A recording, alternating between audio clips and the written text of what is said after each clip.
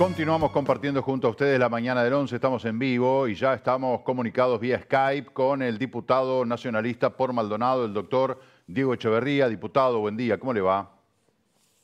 Buenos días, muchas gracias por el contacto. Un saludo para ustedes. Con mucho gusto, muchas gracias. Queríamos hablar a propósito, entre otros temas, de dos exposiciones escritas que usted le presentó al presidente de la Cámara de Representantes, el diputado Martín Lema. Una tiene que ver con la preocupación que usted manifiesta por la situación de la población de la cárcel de Las Rosas y la otra por la preocupación por la población en situación de calle en el departamento de Maldonado.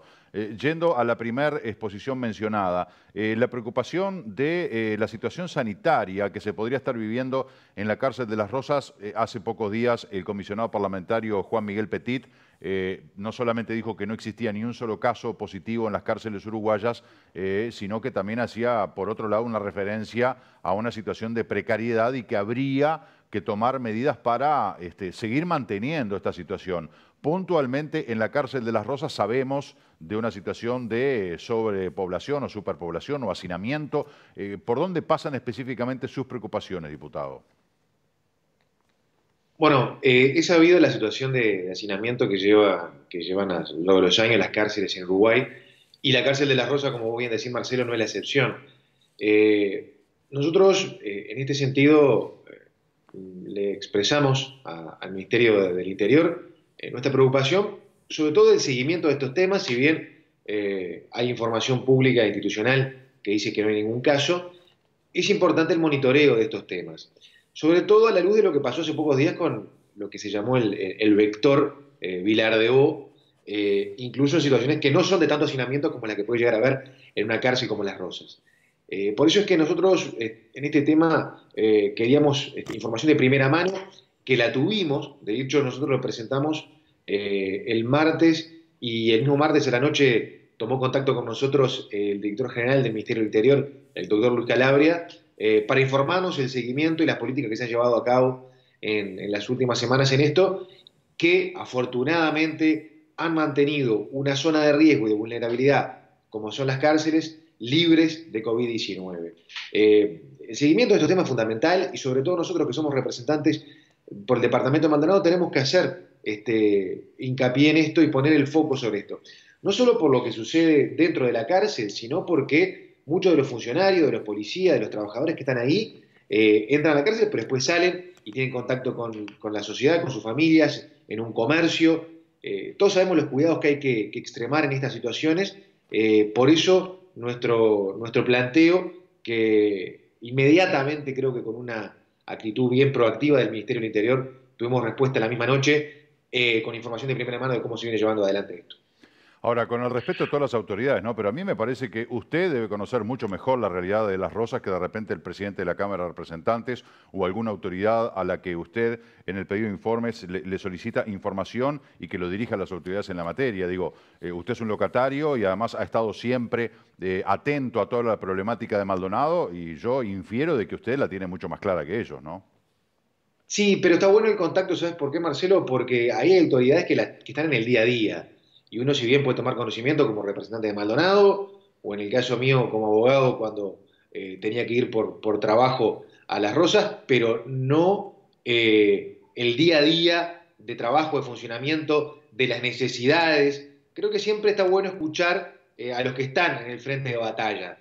Yo no podría tener una visión tan clara como la que tienen los trabajadores que están ahí, o la que tiene un jerarca responsable, y ni que hablar la visión institucional que tiene el ministerio. Por eso creo que, más allá de la opinión que uno puede llegar a formarse, está bueno tener información de adentro para cuando uno opina, poder opinar con mayor fundamento. ¿Qué tipo de información espera usted? Bueno, la información que nos manifestó el ministerio esa misma noche es el seguimiento que se ha hecho, el trabajo de los médicos, los mecanismos que se pueden llegar a instrumentar en caso de que se llegara a dar una situación. Obviamente todo dentro de un marco de limitación, ¿no? Todos sabemos que el hacinamiento es mucho, la capacidad de aislamiento de repente no es la ideal, pero sí que están preparados y han hecho un seguimiento muy específico de estos temas, y la verdad que nos transmite tranquilidad. Esto es una situación muy compleja que nunca sabemos por dónde va a explotar, y afortunadamente en lugares de altísima vulnerabilidad como son las cárceles, al momento no ha sucedido, porque todos sabemos que una vez que entre en lugares con infraestructuras como esas, es muy difícil pararlo y aislarlo. Entonces, el trabajo de prevención que se haga en esto es fundamental. ¿Cómo se está manejando ahora con las visitas en la cárcel de Las Rosas? Bueno, ese es un tema de lo que hablamos también, porque el contacto con las visitas no se ha parado. Ha habido de todo tipo de visitas, de las visitas conyugales a las visitas de más variada índole. Entonces, nosotros, ese tipo de situaciones, lo que decíamos recién, repercute en que esa gente que entra y vuelve después a la sociedad y a tener tratamiento en comunidad, puedan ser transmisores, porque además no solamente tiene por qué generarse ahí adentro entre los quienes están, sino también puede venir de afuera. Entonces es un tema de que nosotros alertamos sobre la situación de las visitas.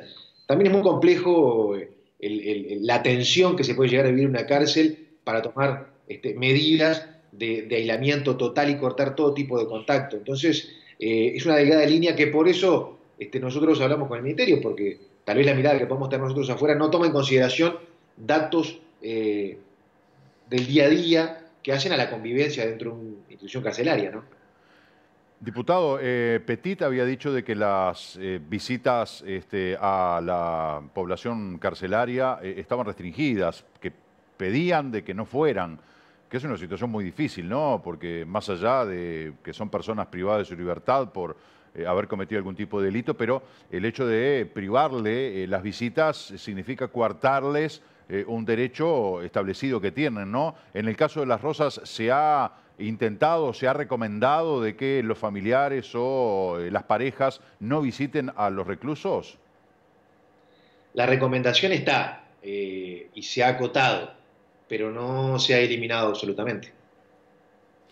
Bien, no sé si tienes alguna pregunta sobre este proyecto. Sí. Quería preguntar, porque también hemos hablado en los últimos días que nos contaron que hay algunos centros carcelarios que ya han preparado lugares específicos de aislamiento en caso de que llegue a haber un contagio dentro de estas instalaciones. ¿En la cárcel de Las Rosas se pudo preparar algo así o por ahora no se están tomando estas medidas? Según lo que nos expresaron, sí, hay todo un trabajo de preparación, más allá de la prevención, en caso de que llegara a darse. Es una situación bien compleja, ¿no? Pero sí, se están tomando los recaudos del caso. ¿Qué pasa con los, bueno, habida cuenta de que estamos en una feria judicial sanitaria, usted lo conoce muy bien por su profesión de abogado, pero ¿qué pasa con los plazos de repente gente que está en la cárcel esperando un proceso, que están en prisión preventiva, que han sido formalizados? Digo, ¿cómo se manejan esos plazos? ¿Queda todo detenido? ¿En esos casos de privación de libertad se sigue trabajando, digamos, normalmente, entre comillas? ¿Cómo es la cosa, doctor?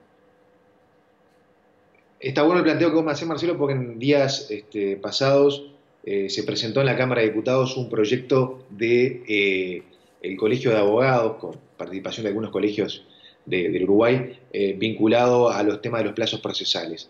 Nosotros hoy estamos en lo que se llama una feria jurisdiccional extraordinaria, donde está obviamente la cuestión detenida. Planteo que todos los partidos estuvimos de acuerdo en reactivar y levantar esto, porque la justicia no puede detenerse en todo esto. El funcionamiento judicial, más allá de lo que vos decís específicamente, temas penales, pero también justicia civil, justicia laboral, reclamos, Sí, claro. Plazos procesales,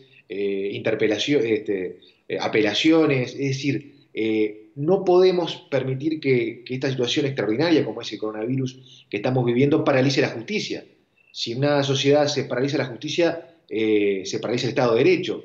No podemos permitir que exista la vulneración de derechos, pero tampoco que no existan los mecanismos para hacerlos valer. Entonces, la verdad que algunos profesionales del Colegio de Abogados de Maldonado nos acercaron a todos los diputados del departamento el proyecto. Inmediatamente, junto con el presidente de la Cámara y quienes integramos la Comisión de Constitución y Legislación, tuvimos una reunión vía Skype también con el presidente del Colegio de Abogados y algunos especialistas en derecho procesal, para presentar dos proyectos, uno que vinculado a los plazos y otro vinculado a la instrumentación de tecnologías puestas al servicio del Poder Judicial.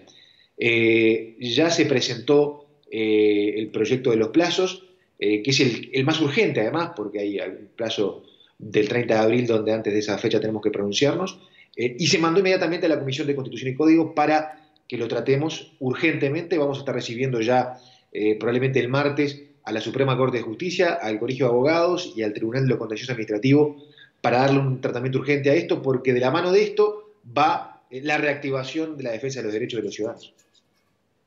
Le queríamos preguntar por la otra exposición escrita, la que tiene que ver con el Ministerio de Desarrollo Social y la preocupación implícita en esta exposición sobre la población en situación de calle en el departamento de Maldonado. La primera pregunta es, ¿cuánta gente en situación de calle hay en Maldonado? Bueno, eso es lo que le solicitamos información al Ministerio. Hoy en la tarde, de hecho, vamos a tener una reunión con el intendente porque lo bueno es que hemos tenido del gobierno una pronta respuesta a estos planteos. Nosotros venimos planteando el tema del refugio hace mucho tiempo porque nos preocupa, es una preocupación del barrio, pero a esto tenemos que sumarle la época que estamos por empezar a vivir a nivel climático, que es el comienzo de los fríos. Nos preocupa la gente en situación de calle y especialmente nos preocupa por la vulnerabilidad que puede tener este sector de la población en una crisis sanitaria como la que estamos viviendo. Entonces, queremos poner el hombro, queremos ser interlocutores entre el gobierno departamental y el nacional. Entendemos que hay que invertir en infraestructura y recursos humanos para esta gente, sobre todo por el riesgo sanitario para ellos y para los demás. La gente en situación de calle en Maldonado hemos visto que en estos días se ha incrementado y las crisis sanitarias traen ineludiblemente crisis económicas y sociales que dejan muchísima gente que estaba ahí en una pequeña línea a punto de caer en situación de indigencia fuera de las estructuras de contención. Entonces, esa gente que después de esto puede quedar extremadamente vulnerable y expuesta, tenemos que generar los mecanismos desde ahora. En esto, el subsecretario del Ministerio de Desarrollo Social, Armando Castañdebat, nos expresaba que ya tienen pensado algunos instrumentos y se va a hacer en coordinación con el gobierno departamental. Por eso en la tarde de hoy vamos a estar reuniéndonos con el intendente para hacerle un seguimiento al tema, porque, repito, esto nos preocupa desde hace tiempo, incluso más de una vez en tu programa lo hemos hablado, pero hay que sumarle a esto el aumento en estos días, la vulnerabilidad de esta gente, porque están en zona de riesgo, y el aumento que puede haber en los riesgos debido a los climas que se vienen. En concreto, diputado, no tiene la cifra más allá de su rol de diputado representante de Maldonado, y habida cuenta de que hasta el 15 de febrero usted era el secretario general de la Intendencia o un tiempo antes. ¿No está esa cifra o no está actualizada? Digo, ¿cuál es la respuesta que puede dar en cuanto al número? Te puedo dar un estimativo, Marcelo, pero quiero actualizarlo. Nosotros entendemos que hay en torno de 80 personas en este tipo de situación. Bien. Es la información primaria que tenemos, pero repito, tampoco es la Intendencia, por eso más allá del rol que uno pudiera llegar a haber tenido, es un seguimiento que tenía que haber hecho el MIDES a lo largo del tiempo. Queremos hoy, por eso, con las herramientas que tiene el gobierno departamental y con un MIDES que interactúe, cosa que no se pudo dar en los últimos años, tener números actualizados. Por eso nuestro planteo, porque está bueno hablar con propiedad sobre todo un tema tan delicado, y tener números específicos de la gente que está en situación de calle. Está clarísimo, simplemente era para tener una noción, para que los televidentes supieran, bueno, en Maldonado hay 10, hay 100, hay 200, bueno, en el entorno de 80, falta pulir esa cifra, pueden ser algunos más, pueden ser algunos menos. Una cosa que también es importante a lo que se le denomina gente en situación de calle, porque vemos gente que de repente deambula durante el día y pernocta en algunos lugares. Este número, desde el punto de vista de un criterio técnico, es gente que no tiene literalmente ningún lugar donde pernoctar y recurre al caso del refugio, o en algunos casos queda en la calle porque no tiene dónde. Entonces, por eso este número de gente que no tiene ningún tipo de contención de dónde pernoctar es el número que queremos tener actualizado, pero más allá del número, lo importante es las acciones que hagamos, es que esa gente no esté ahí abandonada en la noche y después en el día, porque es un tema que nos preocupa también, porque el refugio es nocturno y después durante el día gente que anda deambulando por el barrio con las dificultades que eso implica para ellos y para el barrio y para la convivencia de la comunidad. Queremos también que se generen los mecanismos de contención durante el día para que esa gente no esté tan expuesta y que genera también ineludiblemente problemas de convivencia. Por eso el tratamiento tiene que ser más allá del número que hay, que es importante para empezar a trabajar, la contención para todos, que no quede nadie fuera, pero sobre todo el tratamiento integral que se le va a dar durante el día, no solamente a nivel del refugio nocturno. En el comunicado también retoma su preocupación y hace hincapié en la importancia de su preocupación por el refugio del Mides que se encuentra en Maldonado Nuevo. ¿Cuál es la situación de este refugio hoy? Bueno, ese es un tema que viene hace tiempo estando sobre la palestra y que nosotros desde el gobierno departamental en su momento le quisimos poner el hombro al Mides y no se aceptó la ayuda. Pasó, y les cuento un dato puntual que me parece que es una idea que se puede llegar a barajar de nuevo, que es que ahí hay dentro de ese refugio algún espacio físico donde se pueda anexar algún tipo de mecanismo a través de contenedores con camas, con servicio sanitario y eléctrico para darle contención a esta gente. Locativamente, el local está quedando chico. Entonces, hay que generar o bien a mediano plazo un lugar distinto o bien de alguna forma y por la urgencia del caso complementar el que ya está. La verdad es un tema que preocupa muchísimo a las autoridades actuales. El barrio, Maldonado Nuevo, es un tema que tiene desde siempre como una preocupación fundamental y nosotros hemos hecho de esto un tema prioritario y en este caso de la crisis sanitaria creo que es la oportunidad para terminar de cerrar algunos temas. Usted también hace un pedido de inversión en infraestructura y recursos humanos y haciendo también principal hincapié en la importancia de que el clima, ¿no? Las condiciones climáticas, obviamente es más cerca del invierno, más se complica la situación para todas esas personas que hoy están en la calle. ¿Cree que esto puede ser un resultado o una medida que usted pide a mediano y largo plazo o más a corto plazo lo está exigiendo? Esas cuestiones estas son urgentes, son a corto plazo, porque tienen que ver con el tiempo que estamos empezando a vivir y que esta gente no puede esperar. Sí, si queremos darle una solución global, hay que pensar en otra infraestructura y hasta probablemente en otro lugar. Pero hay cuestiones que son urgentes y que son para hoy, para ayer, que es esta gente que está en esa zona de extremado riesgo para ellos y para los demás. Se necesita infraestructura, se necesitan más recursos humanos. La Intendencia ha colaborado a lo largo de los años con cuestiones vinculadas a la alimentación, pero sabemos bien que si hay más gente dentro del refugio, también tiene que haber más recursos humanos del Mides para su tratamiento y su contención. Entonces, por eso entendemos que el momento para esta respuesta es ahora. ¿Y cómo son los pasos a seguir a partir de estas dos presentaciones que usted hizo al director de la Cámara de Representantes, Martín Lema? ¿Cómo se espera, digamos, los términos en los próximos días? ¿Cómo se sigue? Bueno, en la tarde de hoy vamos a estar reuniéndonos con el intendente de Maldonado para empezar ese proceso de trabajo en conjunto con el ministerio, específicamente con el subsecretario Armando Castelldebat, que es quien está trabajando fuertemente con el interior del país, y ver específicamente los recursos que se necesitan y ver el trabajo en equipo para la instrumentación. Pero repito, este tema tiene que ser urgente porque estamos atravesando una crisis sanitaria, porque vienen tiempos mucho más fríos y porque no puede haber ningún uruguayo que quede por fuera de la contención del Estado. Diputado, ¿qué hay de las autoridades del Mides en Maldonado? ¿Ya fueron provistos esos cargos o hay una suerte de acefalía en cuanto a la dirección departamental? Hay un interinato, hay un director interino hasta que se designen las definitivas, que también hemos estado en contacto con él, resolviendo algunas situaciones puntuales de gente en situación de calle, porque nosotros que estamos recorriendo en el día a día Maldonado, que a su vez la gente nos informa y nos pasa información, el primer contacto que tenemos es con el director de Maldonado, que está cumpliendo un interinato, pero la idea del ministerio es que haya una resolución definitiva y se fijen nuevas autoridades. Bien, diputado, le agradecemos mucho por este contacto.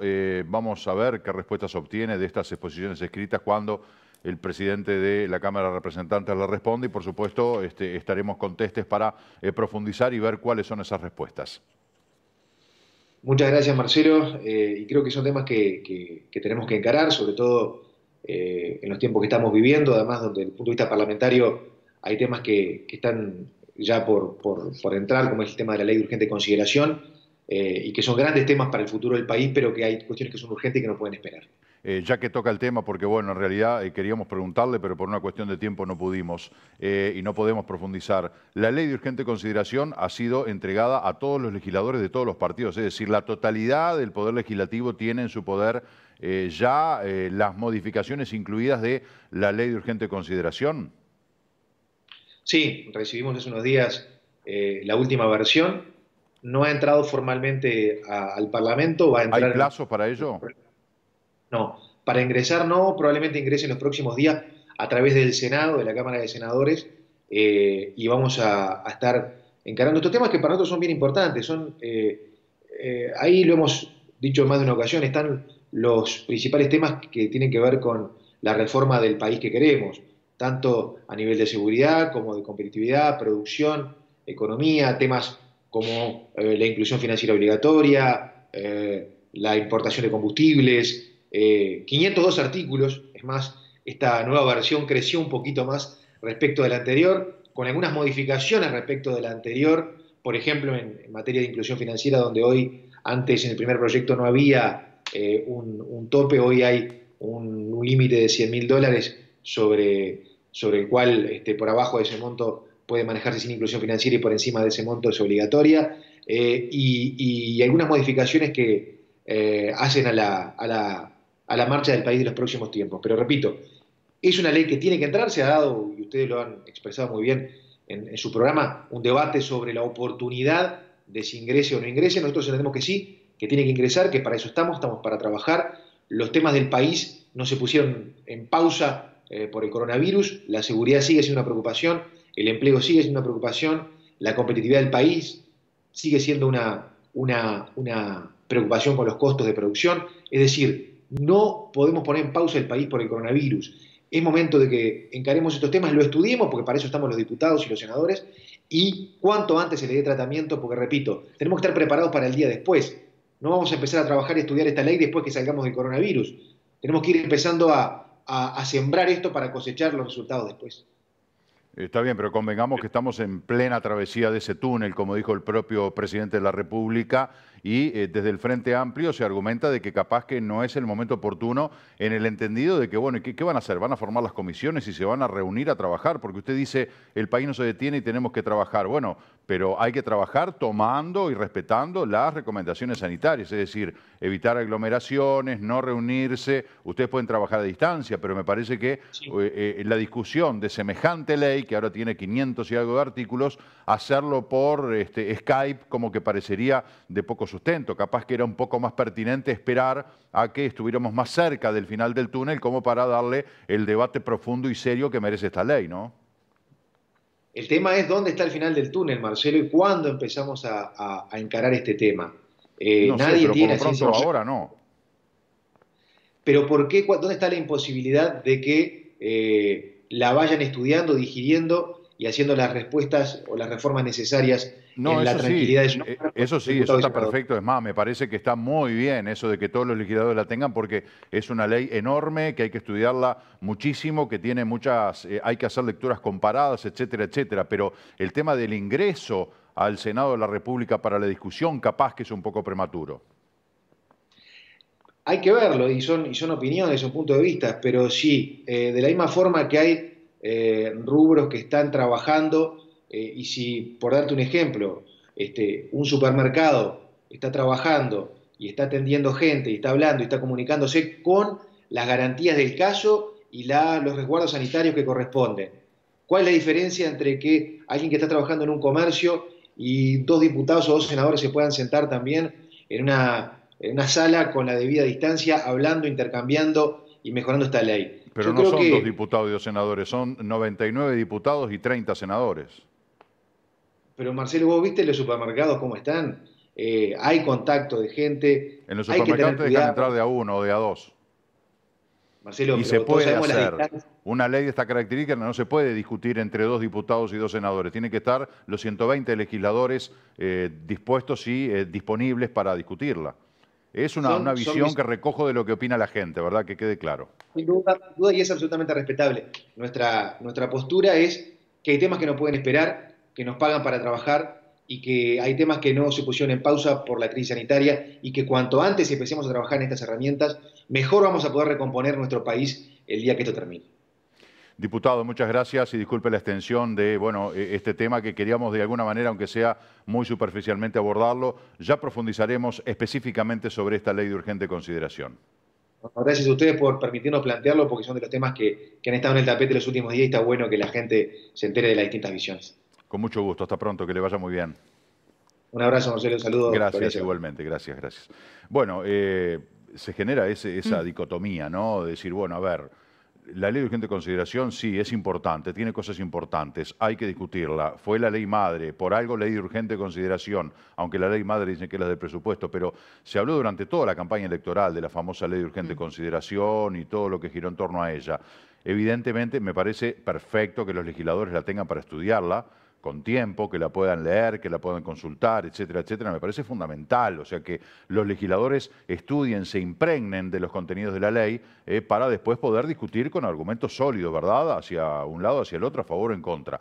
Ahora, el tema de reunirse a tratarla tiene que ser todo el Parlamento como estamos acostumbrados a verlo. Como dice el diputado Echeverría, bueno, pero si esperamos a que todo el Parlamento pueda estar, ¿cuándo va a ser eso? Claro. Y bueno, nadie lo sabe. Lo que sé que hoy no es. No sé si será mañana, la semana que viene o el mes que viene.